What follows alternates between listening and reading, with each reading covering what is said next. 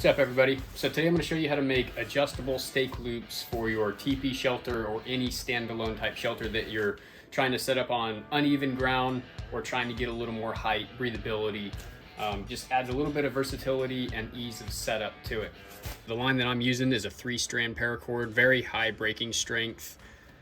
It's also got retro-reflective tape in it for seeing it at night. There's two different styles of adjustable guy line keepers. This style has a little slider in it that actually locks the line, and this is it bites down on it. The type that I've installed on my TeePee is the cinch down type. I don't know exactly what you call it. They're just guy out adjusters, but it's a very strong hold, and this way I can adjust it. And what I'll do when I set this up is I will start by having it about a few inches out. That way when I set my TeePee up, if I need to tighten it, I can. If I need to loosen it on uneven ground, I can. And I can quickly adjust the pitch on my TeePee with this setup. All right, so step one is to cut the lengths of your line so that you have enough room for adjustment, a stopper knot, and your loop. My loop knot that I'm going to be using is a bowline, and I'm actually making it large enough so that the loop fits over a snow stake for when I'm camping in the snow or on a river bar or something like that, where I need these stakes to be able to hold in sand or snow.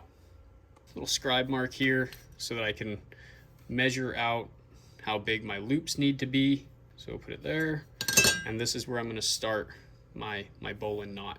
So to tie a bowline, you're going to have the bitter end down, and you're going to roll the loop up so the bitter end is on top, so you can see that there. Let me go ahead and zoom in here, see if it'll focus. There we go. And then you're just going to go up through the hole around the back side. See that there? Trying to move my hands around so you can see. And then back down into the hole. And try to give yourself enough tail that the knot won't come undone. About a 1/4 inch with this size line is just fine. That's a little bit extra. We're going to make sure that the loop is going to fit over the stake, and it does. Tighten up your knot. We're going to need to put our tensioner on. Now for this style, so go up through, and then down, so that your loop end is on the bottom. We're going to put a stopper knot here. See if we can get that so you can see it. So it's just an overhand and another turn inside there and tighten it down on itself. And then you can give that a nice pull, and it is rock solid. And that's just going to prevent, obviously, when you adjust it back out, it'll prevent it from slipping out. All right, now we just need to attach this to there, bring out some of our line, and we'll just tie a simple square knot. I know some of this is probably extremely self-explanatory, and I probably could have showed you a picture of it and just sent you on your way, but there are some people that probably just want to see it step by step, so I'll go through the whole process. A square knot, it's just an overhand knot, and then you want to make sure that both your ends come out parallel with each other. But you will need to use your pliers to make sure that this gets really tight. Otherwise, with stiff line, you can see it can come undone, but once you lock it down, it'll be very tight. Get that on there. Take our pliers.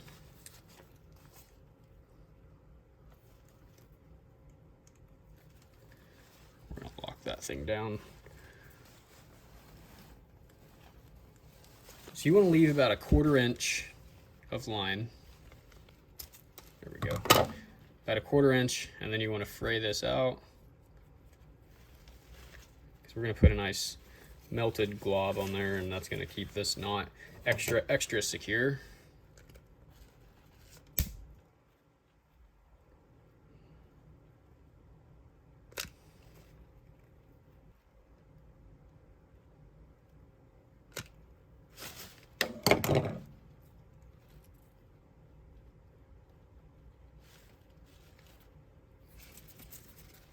All right, now you can see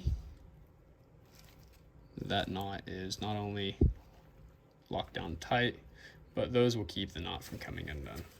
And then what I like to do is just rotate that knot around and hide it under your stake loop. So you have a nice clean adjustable stake loop. Now with that other style that I showed you earlier, these styles here, you don't get as much adjustment out of it. It's only going to be able to reduce by half the distance of the length of the line. So if you have, say, a 10-inch line, you're only going to get 5 inches of adjustment out of it. Whereas this one here, you can see it's only about an inch and a half longer than the original loop. But I can also adjust all the way out. I mean, that's about 8-9 inches or so. So the biggest advantage of doing this modification to your TeePee or other trekking pole style tent is it gives you more versatility in setting up on uneven ground. A lot of the issues that I'll have with this tent is I'll set it up uneven ground where this stake will be kind of in a hole and this one might be on a little bit of a mound. I mean, you're never going to get a perfectly flat surface in the backcountry. So with this, I can run it down. I can set it down in a hole, shorten it up if it's on a mound. I'm gonna set up my TeePee how I normally would, and then I can go around and either tighten them up a little bit or even loosen them up and tighten other ones. And it gives me adjustability. If I know that it's gonna be very mild wind, I could actually set up the TeePee with a few extra inches on it and actually get the bottom just off the ground a little bit to get some of that airflow underneath it. In the past, what I've kind of done is I've just carried some extra guy line and I've cut pieces if I've needed it. You know, if I need like a 6-inch piece, if I'm setting up on uneven ground, I'll cut it, tie a couple loops in it, and stake it in just as a quick fix. Been meaning to do this for a while, so I'm excited to finally have it done. So that's it. Thanks for watching, and we'll catch you on the next one.